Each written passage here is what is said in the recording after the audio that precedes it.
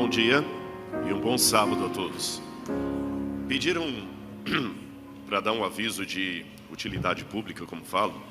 Há muitos lugares vazios aqui à frente, parece que há pessoas em pé. Vocês podem vir para cá, sejam bem-vindos. Jesus disse numa parábola para não buscarmos os primeiros lugares. Mas eu acho que não é tão literal assim, né? Mas é justamente por isso, porque se você não senta no primeiro lugar, depois fica honroso para você quando alguém fala, olha, não fica aí atrás não, venha para o primeiro lugar. Então a parábola se cumpre ao pé da letra. Há cadeiras brancas aqui. Só pegar um pouco d'água ali, por favor.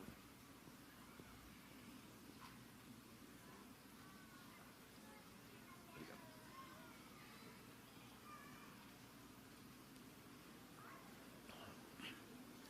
Muito bem, sejam bem-vindos à casa do Senhor. E agora eu peço licença para cumprimentar você que está assistindo esse culto aí do seu celular, do seu tablet, do seu computador, da sua casa, enfim. Que o Espírito Santo esteja com você. No melhor dos mundos, o ideal é que todos nós estejamos fisicamente no mesmo lugar para adorar a Deus. Mas eu sei que no mundo tecnológico, às vezes há até uma vantagem poder transmitir o culto online, porque você pode estar às vezes no hospital, pode estar num lugar onde não há igreja, pode estar em casa, porém enfermo, ou pode, quem sabe, estar até magoado demais com os irmãos para estar presencialmente aqui. Mas que o Espírito Santo possa tocar no seu coração nesse momento. Então fique conosco até o final desse sermão, porque eu peço a Deus que me use para falar com você, onde quer que você esteja. Irmãos, vamos fazer mais uma prece, para que o Espírito Santo realmente esteja conosco? Oremos. Que a Tua graça, Senhor, fale conosco agora nesse momento. Que o Teu nome seja exaltado. E que as pessoas possam ver Jesus de Nazaré, não o pregador. Dá-nos a Tua graça, Senhor. E usa-nos para honra e glória de Ti. Pelos méritos da cruz nós oramos. Amém, Senhor. Muito bem, irmãos. O título do sermão que vai aparecer daqui a pouquinho para vocês é sobre a vida de João Batista. Só um pouquinho, ele tem um delay ali. E, em síntese, o que eu quero pregar para vocês é justamente sobre acreditar quando o milagre não vem. Será que nessa manhã eu estou pregando para alguém que precisa justamente ouvir essa mensagem? Sofrimento e esperança, lições da prisão de João Batista. Desde que eu me tornei adventista, me batizei no dia 25 de fevereiro de 1984. Eu me recordo que havia o costume de ter cultos de ação de graça no final do ano, onde as pessoas agradeciam as bênçãos recebidas. Havia um culto porque alguém passou no vestibular em medicina, então a família fazia um culto especial de congratulação, ao culto de formatura, ao culto especial que resolvem reunir a igreja porque teve um acidente muito grave e um membro da família escapou. Então o pastor faz um culto, dá uma oferta especial, tudo isso. Está certo, não há nenhum problema teológico. Mas eu quero desafiá-los nessa manhã a um paradoxo. Fazer um culto quando o milagre não veio. Fazer um culto quando a pessoa morreu no acidente.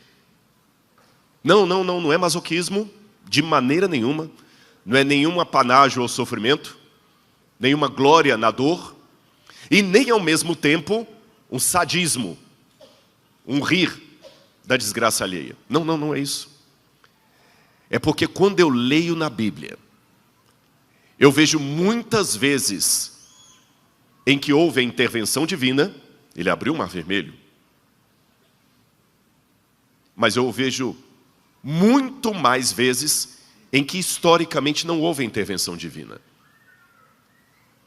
Eu, quando estava na colportagem, às vezes eu ficava chateado quando a gente ia entregar um livro depois de vendido e a pessoa não queria mais comprar. E a gente perguntava para o assistente assim, onde é que está o anjo que saiu para vender, mas não saiu para entregar?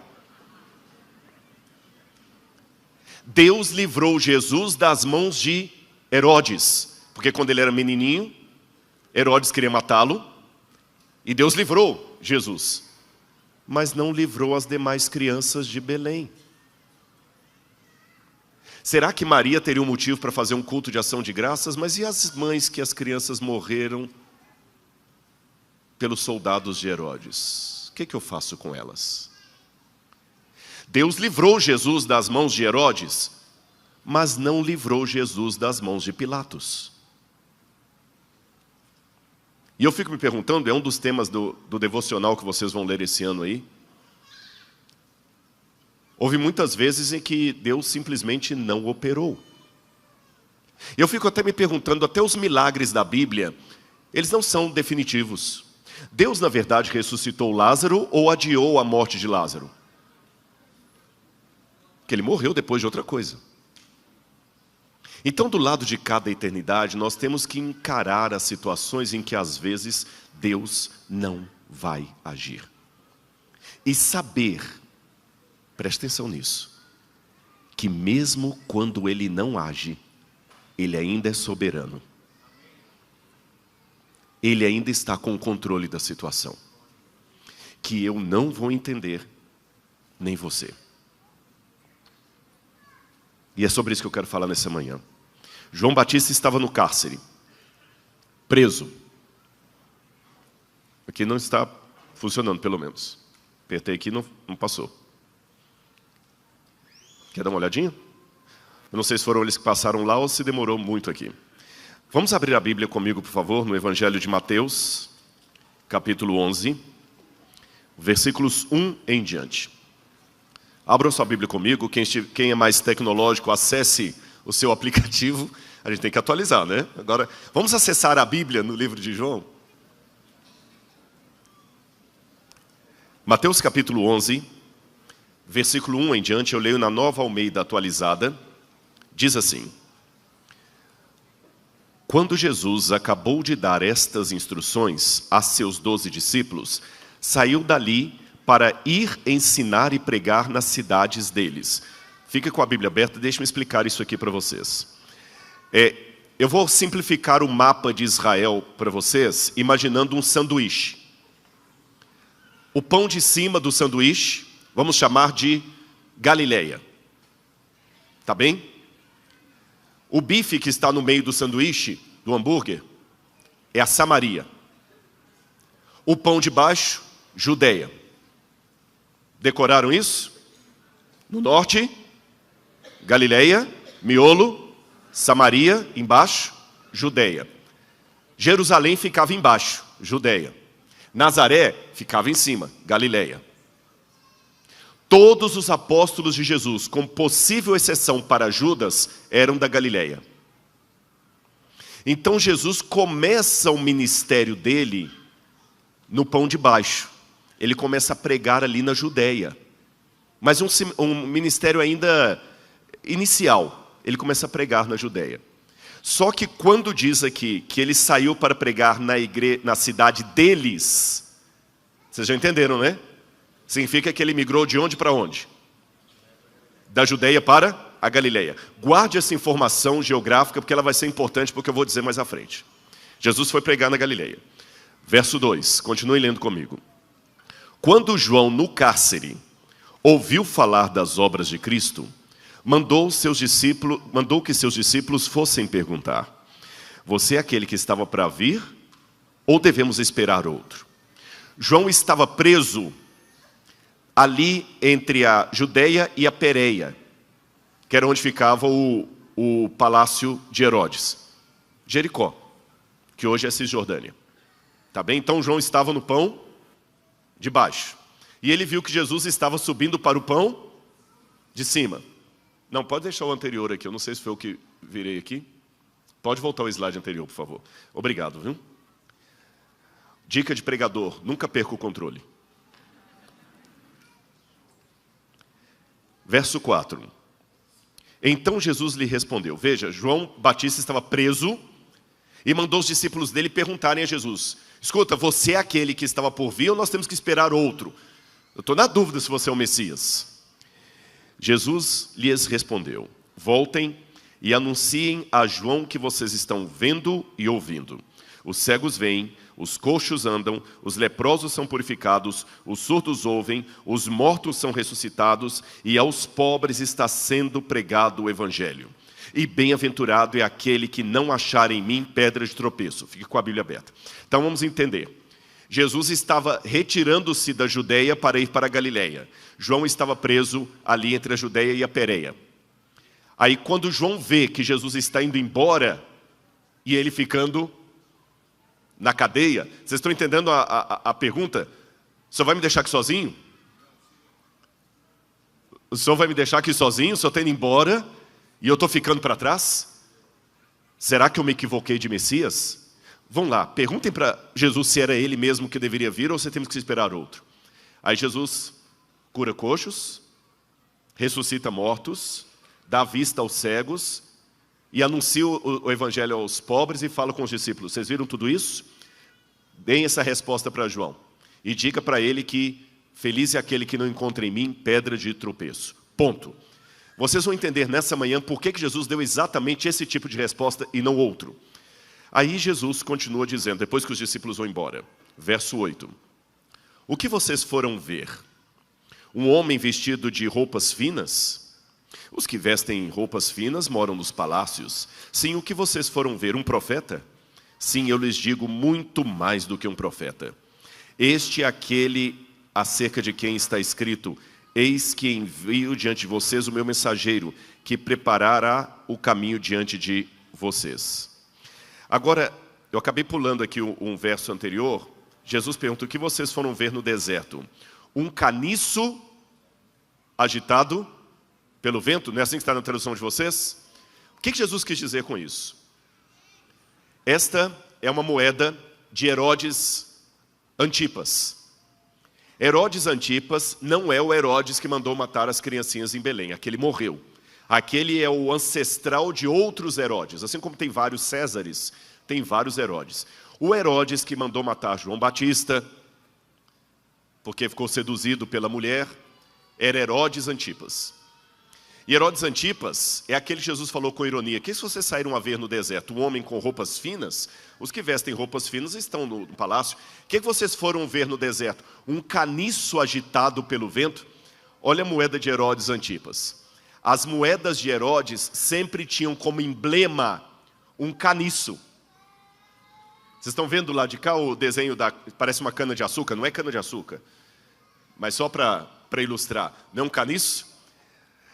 Então isso, por um lado, é interessante porque Jesus estava falando de Herodes de uma maneira irônica, mas subliminar, sutil. Pela arqueologia, é como se eu falasse assim, vamos supor que a marca de um governo tal fosse... Você sabe que alguns governos têm às vezes um símbolo. O Jânio Quadros era a vassourinha, né?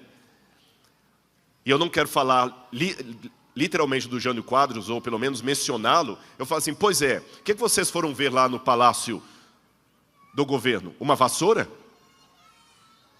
Eu estou me referindo ao presidente, ao Jânio Quadros. Então quando ele fala, o que vocês foram ver no deserto? Aquele caniço agitado? Um homem vestido com roupas finas? Esse não estava no deserto, ele estava no palácio. Vocês não foram ver o rei, vocês foram ver um profeta, mais do que um profeta. Agora, quem era esse João Batista? E eu quero que você preste atenção na biografia que nós vamos criar aqui a partir da Bíblia sobre João Batista, porque ela pode ter elementos que cruzam com a sua própria história. João Batista nasceu numa época em que a religião de Judá estava tremendamente corrompida. Você que está me assistindo de casa, eu espero que você tenha uma Bíblia e acompanhe as passagens que nós estamos lendo aqui. Você que talvez está em casa nesse momento, porque já não tem mais paciência para vir para a igreja. Você está incomodado com as coisas erradas que você vê na igreja, então você não vem mais aqui, você prefere assistir o culto online, porque para você é melhor. Então olha para mim. Eu tenho talvez quase 2.000 pessoas me assistindo aqui, mas de repente o Espírito Santo está colocando para eu falar para você. Eu entendo as suas razões. Eu compreendo, eu sei. Mas olha, você pensa que no passado era diferente? Olha como era o mundo religioso judaico na época de João Batista. Quem estava dominando o sacerdócio Era uma corja, perdoe-me usar essa palavra, era uma corja de homens vendidos que praticavam crimes em nome de Deus. E, irmãos, crimes em nome de Deus são os mais hediondos de todos os crimes. Eu vi essa semana um vídeo de um motorista de aplicativo que, por uma razão banal, entrou num prédio e deu um chute nas costas de uma senhora de quase 70 anos. E agora a polícia está procurando porque as câmeras pegaram. E os jornalistas estavam indignados. Como é que um homem assim agride uma mulher só porque ela comeu um biscoito no carro dele e sujou o carro dele? Ele foi lá e tem louco para tudo. E ela entrando no prédio assim, ele foi e deu um chute. E ela caiu no chão, quebrou a costela. Alguns de vocês estão assim, nossa. Mas essa é uma história real, aconteceu essa semana. Mas você quer ver essa história piorar exponencialmente? Um padre deu um chute numa senhora de idade. Um pastor da igreja tal deu um chute numa mulher de idade. Piora ou não piora? Qualquer crime praticado em nome de Deus é o mais hediondo dos crimes. Ele consegue tornar pior o que já é dantesco. E esses homens praticavam crimes em nome de Deus. Quantos traumas, quantas pessoas são traumatizadas por traumas criados em nome de Deus? Um pai que espancava com a cinta numa mão e a Bíblia na outra. Ou que às vezes na igreja era uma coisa e em casa era outra. Quantos hoje não estão mais na igreja por causa disso? Crimes em nome de Deus. Eram os sacerdotes da época de João Batista. Eu vou destrinchar para vocês o que eu quero dizer de crimes que eles praticavam em nome de Deus. Na época de João Batista, olha que interessante. Deixa eu fazer uma pergunta primeiro do Antigo Testamento. Olhem para mim, você de casa também, se souber, responda. No Antigo Testamento, quem deveria cuidar do santuário e depois do templo? A tribo de Levi. E os descendentes de Arão, que seriam sacerdotes. Então a tribo dos levitas cuidaria do templo, do santuário, e os descendentes de Arão seriam sacerdotes. Na época do Novo Testamento, os sumos sacerdotes, né? Os sumos sacerdotes não eram mais da linhagem de Arão. Sabem quem eram os sumos sacerdotes? Eram 4 famílias que ficavam revezando no poder. Sabe quando tinha na época do coronelialismo, se pronunciei correto, no Brasil, que tinha a família do coronel tal, que mandava na cidade, e ele que decidia quem ia ser o prefeito, quem ia ser o secretário, o delegado de polícia, todo mundo se vendia para ele. Era assim naquela época. Então você tinha a família dos Boetos, tinha a família dos Tami, dos Fabi, a família dos Kemet, e tinha também a família de Anás, que aliás vai ser justamente os que vão participar do julgamento de Jesus.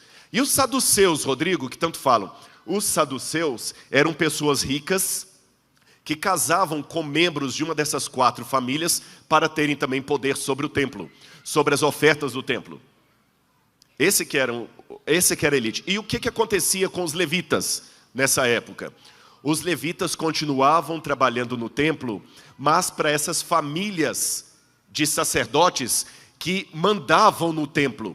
E Flávio Josefo, historiador judeu do primeiro século, ele conta que muitas vezes essas famílias de sumos sacerdotes e sumos sacerdotes mandavam cobrar dos levitas o dízimo à base da pancada.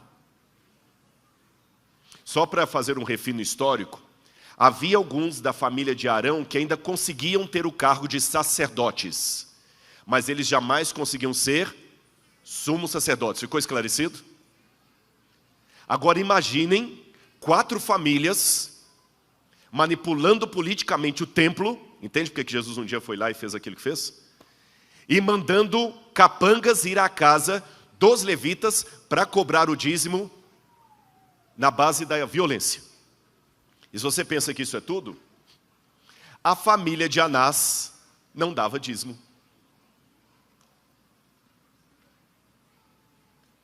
Você se imagina num ambiente desse, levando a sua oferta para o templo, devolvendo o dízimo? Você se imagina indo às festas religiosas como Jesus foi?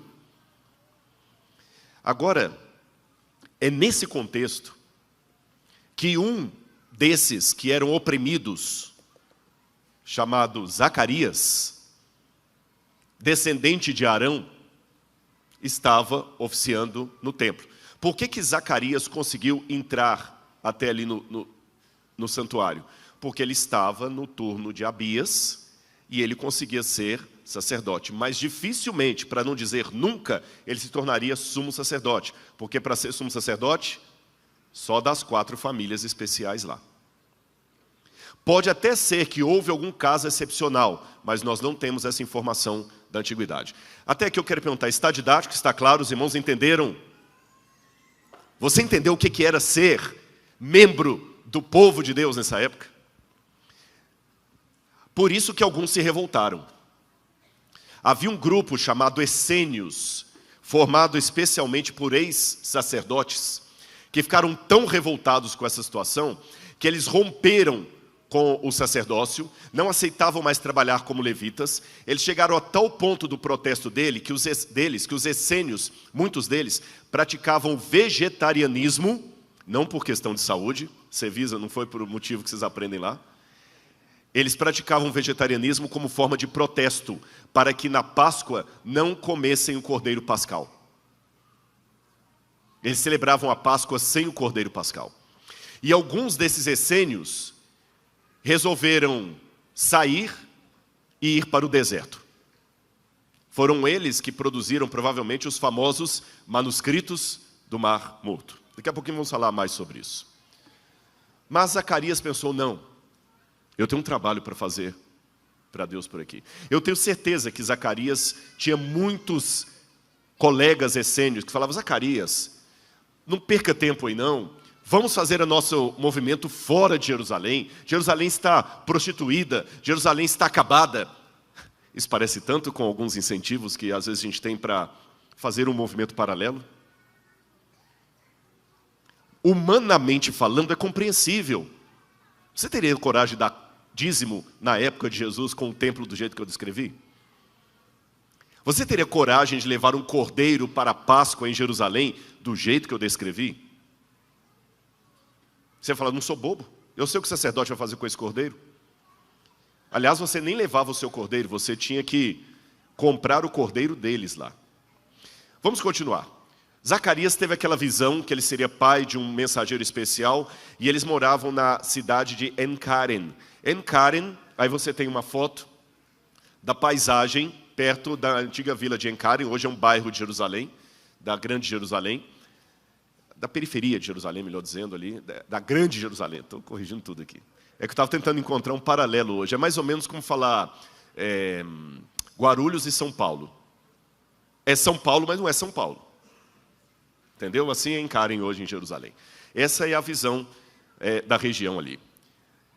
E o milagre de Deus é que a mulher dele, Isabel, ela era idosa e não tinha filhos. E ela engravidou. E ela recebeu um dia a mãe do Salvador. E eu vejo que a família de João Batista, estou falando no caso do pai dele, eles já eram muito mais afetuosos em compreender as situações. Maria foi ficar com ela um tempo.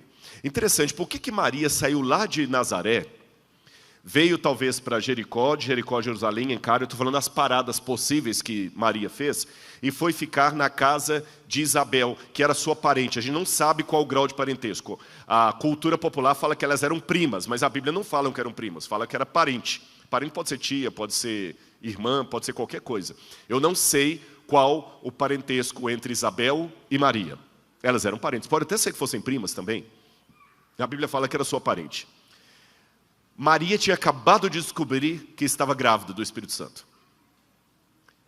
E quando Isabel estava com 6 meses de gestação, Maria sai de Nazaré e vai ficar com Isabel. Por quê?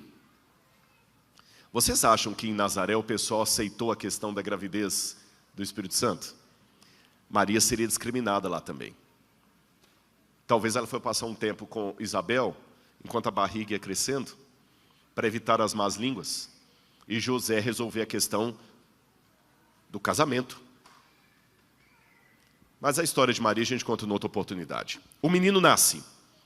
E o nome dele, em hebraico, Yohanan. Os judeus, eles tinham muito costume, desde a época bíblica, de escolher o nome das crianças pelo seu significado. Yohanan tem um significado muito bonito. Tem alguém que chama Ana? Tem a Ana Sheffer, professora Ana Sheffer. Não sei se ela está aqui hoje de manhã. Tem alguém chamada Ana aqui? Não. Tem aqui? Ana. Pois é. A minha sobrinha se chama Ana Júlia. Ana, em hebraico, é Haná. Haná, ou Ana, significa graça. Graça. Yo é a abreviatura do nome sagrado de Deus.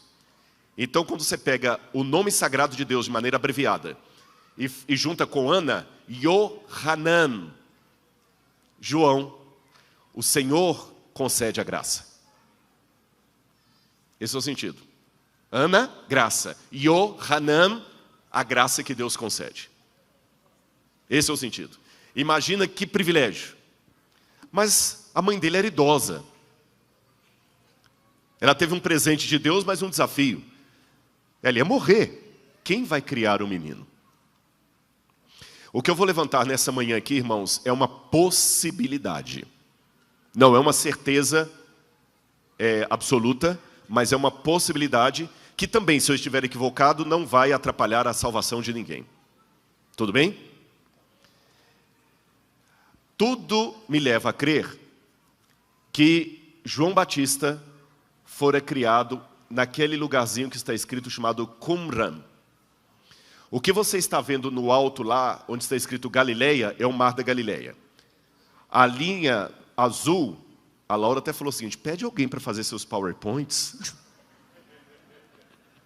Desculpa que não é a melhor coisa que eu tenho não, mas eu espero que o Espírito Santo complete o que está faltando. A linha azul que está passando é o Rio Jordão. Ele deságua no Mar Morto. E ali perto, está marcado de amarelo, ficava a comunidade de Qumran, a comunidade dos essênios. Lembra que eles eram ex-sacerdotes? E Flávio Joséfo diz, daqui a pouco eu vou mostrar a passagem para vocês, que eles criavam filhos de famílias de sacerdotes. Isso aí são as ruínas da comunidade dos essênios, ali no Mar Morto, onde eles escreveram os manuscritos do Mar Morto. Na minha opinião, provavelmente, não é uma certeza doutrinária, é uma possibilidade histórica, João Batista pode ter sido criado ali. Por quê? Flávio Joséfo diz que os essênios eram celibatários, eles evitavam o casamento, mas eles sempre escolhiam filhos de outras pessoas flexíveis e criavam essas crianças na doutrina essênia. E me chama a atenção, abram comigo a Bíblia no Evangelho de Lucas, que logo depois do nascimento de João Batista, diz assim: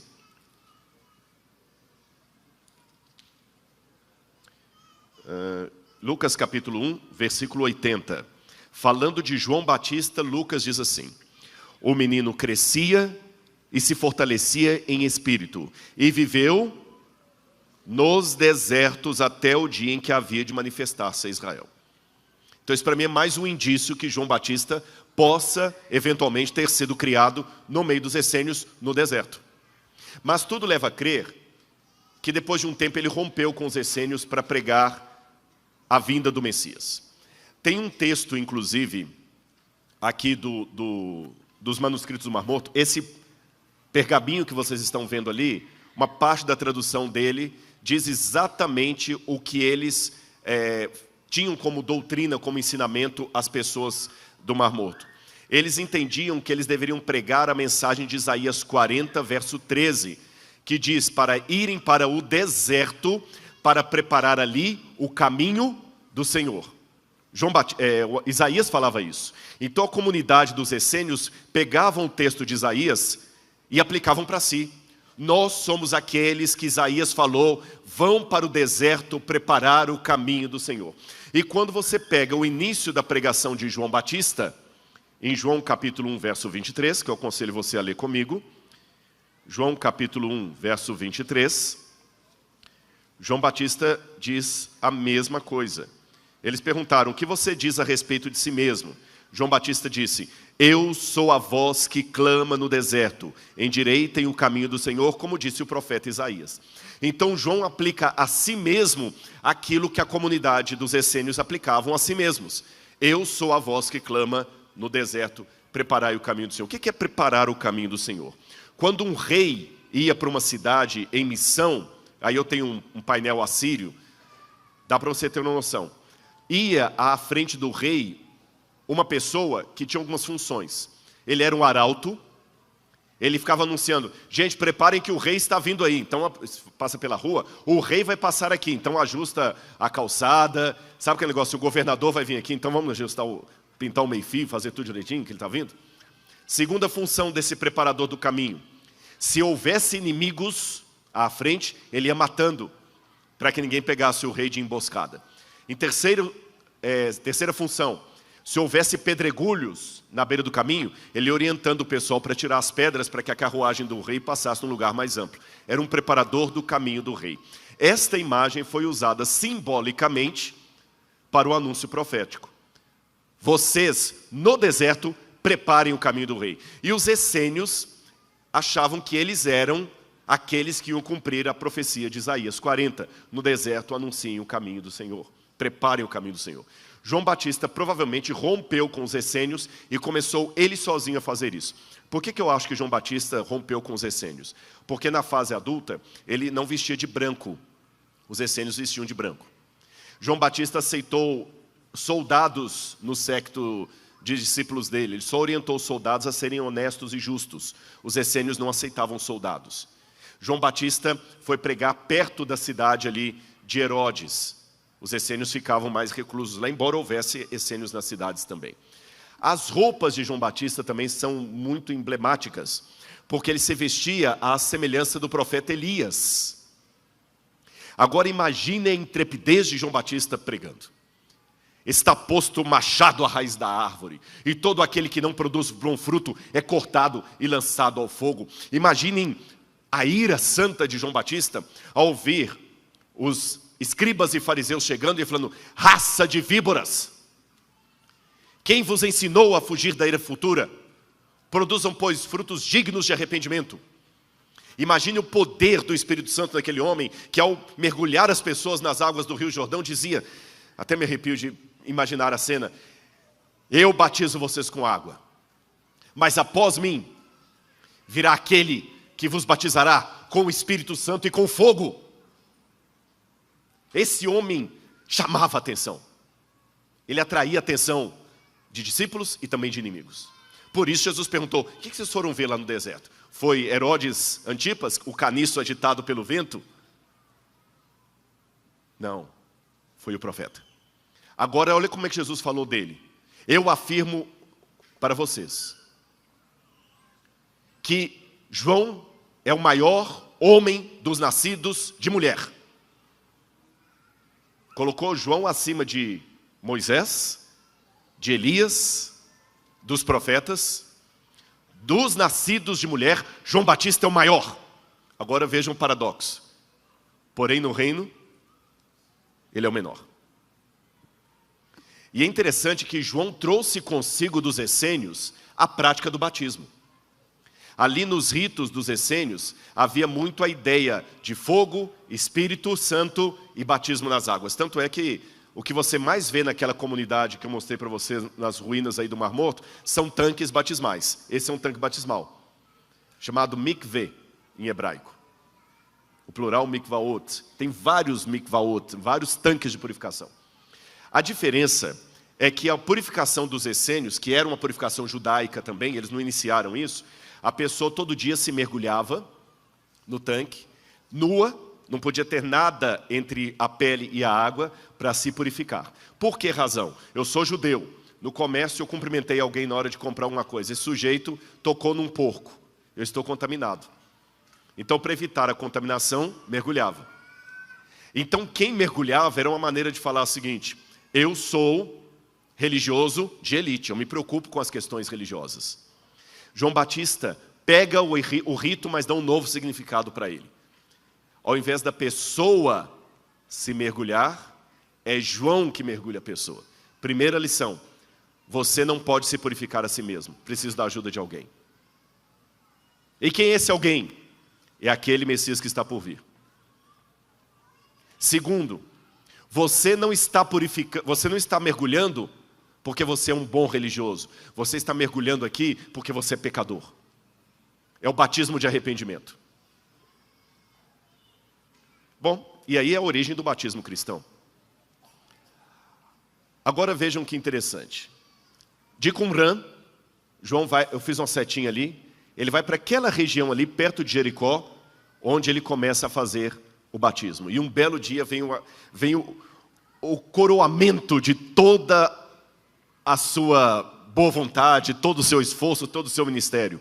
O Messias veio ser batizado por ele. Ele batizou Jesus. O cumprimento aconteceu. Ele falou, eu vi o Espírito Santo vindo sobre ele. E eu ouvi a voz do Pai falando, este é o meu Filho amado em quem me comprazo. Agora está tudo pronto. Eu batizei o Messias. Ele nem entendeu no início o motivo, que ele falou, peraí, eu que tenho que ser batizado por você e você que vem a mim. Jesus mas vamos cumprir toda a justiça. O Pai mandou, vamos fazer. E ele até pega 2 discípulos dele, André, e o outro provavelmente o discípulo amado, e fala assim, estão vendo aquele ali, ó, que eu batizei ontem? Ele é aquele que eu falei com vocês. Ele é o Cordeiro de Deus que tira o pecado do mundo. Vão lá e comecem a segui-lo. E Jesus então começa a seguir esses 2. E ele explica mais sobre aquele que havia de vir. João Batista fala, eu não sou digno nem de carregar as sandálias dele. Isso me chama atenção porque eu estou mostrando para vocês um painel egípcio. Está o Senhor na frente e atrás o empregado. O que é que o empregado está fazendo? Carregando as sandálias.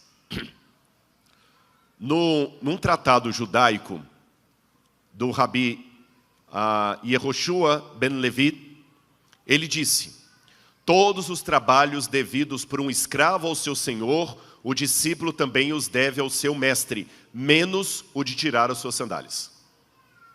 Então tudo que um escravo tinha que fazer para o senhor, o discípulo tinha que fazer pelo mestre, menos tirar a sandália. Porque isso é desonroso demais. Quem tira a sandália do pé do mestre é o escravo mais baixo, ou seja, seja humilde, mas nem tanto. E João Batista se coloca numa situação que ele fala, nem o trabalho do escravo mais baixo eu sou digno de fazer, porque eu não sou digno de carregar as sandálias dele. Mas ao mesmo tempo que João tinha essa ideia de si mesmo, ele também sabia do privilégio que lhe fora dado, porque ele falou assim, eu sou o amigo do noivo. O amigo do noivo, depois do noivo, ou quase em pé de igualdade, era a figura mais importante no casamento. Em hebraico a gente chama isso de shoshben. Os gregos chamam de paraninfo, daí que vem a palavra paraninfo que a gente usa nas formaturas. Paraninfo no mundo grego era o amigo do noivo. Paraninfa, né? Aquele que está ali justamente nas núpcias. Ele que prepara sabe quando tem o cerimonial hoje? Só que o cerimonial hoje você contrata. Naquela época não, era uma pessoa mais importante que arrumava tudo. Por isso, provavelmente, o milagre de Caná da Galileia era de parentes de Jesus, porque Maria estava ali ajudando também, até viu que acabou o vinho e tudo mais. Então o cargo de amiga da noiva, ou amigo do noivo, era muito importante. Ele fala, eu sou o amigo do noivo. Mas olha que contraste. Agora o sermão começa a ir no ponto com o qual eu comecei. Eu falei das decepções. Imagina o amigo do noivo que não é convidado para a festa.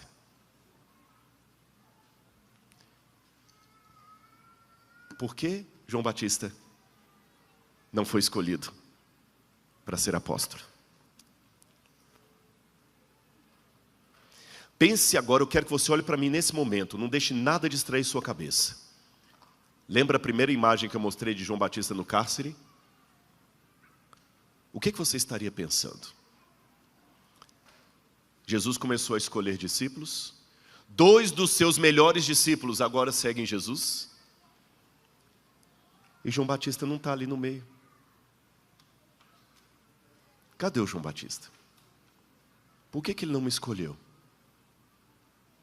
Por que ele me deixou aqui? Você está no cárcere. Cadê Deus que curou o câncer do outro irmão da igreja, mas não curou o câncer de sua mãe? Cadê o Deus que operou um milagre para o outro e não operou para você? Cadê o Deus que às vezes parece que beneficiou alguém que é menos comprometido com as coisas da igreja e não beneficiou você? O cárcere. E Jesus estava pregando lá como se nada tivesse acontecido. O amigo do noivo não vai participar da festa de casamento? Eu sou o amigo do noivo. É você. Quando Jesus foi batizado por João Batista, Jesus foi para o deserto da Judeia, ficou 40 dias sendo tentado pelo diabo, depois voltou para aquela região ali, abaixo da Pérea. Estão vendo escrito Pérea? Ali que Jesus foi batizado, entre a Judeia e a Pérea. Jesus foi batizado ali, no Rio Jordão. E Jesus começa o ministério dele na Judeia. Lembra que eu comecei o sermão fazendo isso? O pão do sanduíche de baixo? E agora, olha o que acontece. Mateus capítulo 4, verso 2. 12. Mateus 4, verso 12. Ao ouvir que João tinha sido preso, Jesus voltou para a Galileia. Jesus foi primeiro para Nazaré, e de Nazaré foi para Cafarnaum, e ficou pregando o resto do seu ministério só na Galileia. Lembra que eu comecei a ler o primeiro versículo desse sermão, falando que Jesus falou assim, agora eu vou pregar na cidade dos discípulos, que eu falei, ele saiu do pão de baixo e foi para o pão de cima? Eu estou lendo a mesma coisa de novo. Só que agora eu estou revelando o motivo pelo qual, aparentemente, Jesus mudou de região. Porque João Batista foi preso. Jesus percebeu que era perigoso continuar ali, porque poderia sobrar para ele. E ele foi para um lugar onde Herodes Antipas não tinha jurisdição. Agora, eu sei, claro, você também, que tem todo um plano divino, uma providência divina. Jesus não podia morrer antes do tempo da profecia. Eu sei de tudo isso. Mas é muito cômodo para mim, como teólogo, saber disso 2000 anos depois. Vamos raciocinar isso com o conhecimento de João Batista, que não tinha feito faculdade de teologia no SALT, que não tinha sido aluno do Dr. José Carlos Ramos, que foi o professor do Evangelho de João para mim. O João Batista, o que eu falar parece até uma heresia, mas não é. João Batista sabia menos de cristologia do que o senhor, professor Ramos. É verdade. Porque o senhor teve o privilégio de nascer numa época em que mais luz havia sobre o papel do Messias. Então ele não tinha o conhecimento que eu aprendi no IAN com o senhor. Permitam-me raciocinar com a cabeça de João, posso? Vocês permitem? Ele é covarde. Ele não veio me soltar. Ele não veio interceder por mim. Ele não veio nem me visitar. Será que é ele mesmo? Eu fiquei tão feliz aquele dia. Eu conversei com ele.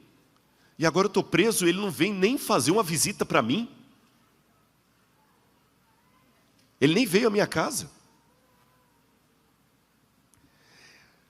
Quando João fala assim, olha, os poucos discípulos que sobraram, vai lá e pergunta se é ele mesmo.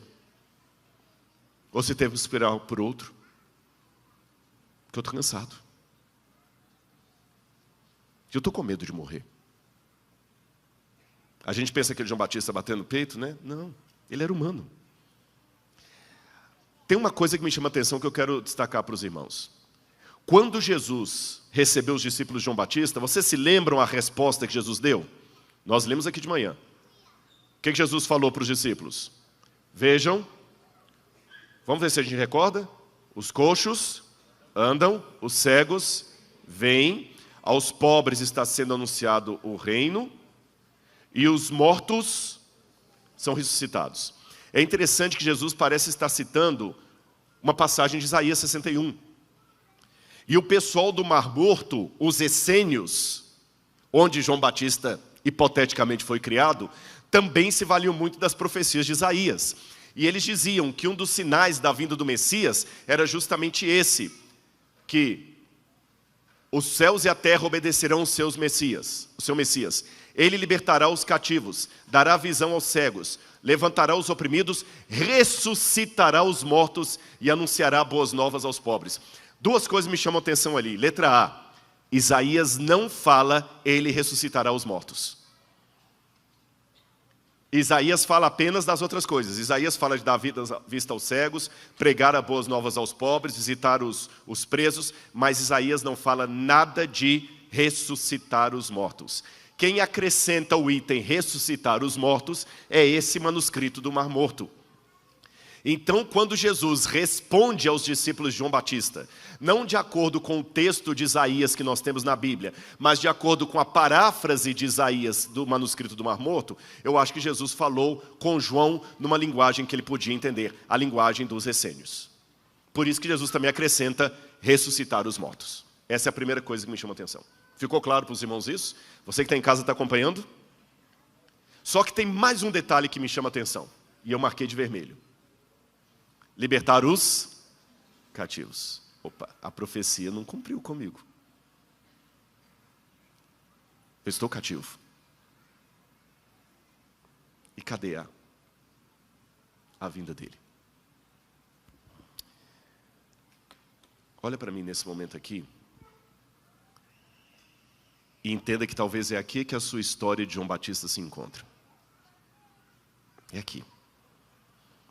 Muitas vezes a gente fala assim, como eu queria ter o poder de Elias para fazer descer fogo do céu. Como eu queria ter o poder de Moisés para abrir o mar vermelho. Como eu queria ter o poder de Paulo para ressuscitar alguém que morreu. Eutico. Como eu queria ter o poder de João para ter a visão do Apocalipse. Mas eu sou tão diferente deles. Não é não. Quando Deus aparentemente não respondeu você, sabe aquela oração que você fez e Ele, nada? E você está fazendo aquela oração há tempos e até hoje nada? Você está igualzinho os servos e servas de Deus no passado. Quanto tempo Abraão orou pelo filho que não vinha? Não vinha, não vinha, não vinha. E quando veio, Deus pediu para levar o Moriá e sacrificar. E no caso de Abraão, acabou que o filho veio. Mas houve alguns pedidos que Deus não respondeu favoravelmente. Ele nem deu resposta. Ele livrou Jesus de Herodes, mas não livrou Jesus da cruz. Jesus fez uma oração que não foi respondida. Passa de mim esse cálice. E pior do que o não, é o silêncio. Porque o silêncio parece desprezo. Se você me pedir, Rodrigo, pode fazer? Não, não posso. Pior do que isso é você me pedir, eu ficar calado e não dizer nada. O Pai também ficou calado em relação a Jesus. Mas sabe o que eu aprendo com a vida de todos esses e com a maior lição de João Batista nessa manhã? Deus ainda é soberano. Porque João podia perguntar, o senhor está ressuscitando mortos, está curando cegos, está pregando o reino, mas o senhor não está visitando o cativo. Eu estou aqui, ó. Deixa Deus ser Deus. Mesmo que Ele não possa livrar você dela agora. Não porque Ele não tem poder para isso. É porque Deus não brinca com os dados. Eu quero pedir ao pessoal que cante uma música. E quem souber vai cantar com a gente. Eu falei tanto do amigo do noivo. Ó, que amigo em Cristo temos. Mas nós não vamos cantar apenas como um hino de igreja. É um momento em que talvez eu tenha que fazer um apelo especial para alguém que está aqui nessa manhã. Ou você de casa também, mesmo que você não possa vir pessoalmente aqui, eu quero que o Espírito Santo toque em você agora, para que você aceite a Jesus como seu Salvador pessoal. Ele não abandonou você. Ele está com você. E Ele vem buscar você.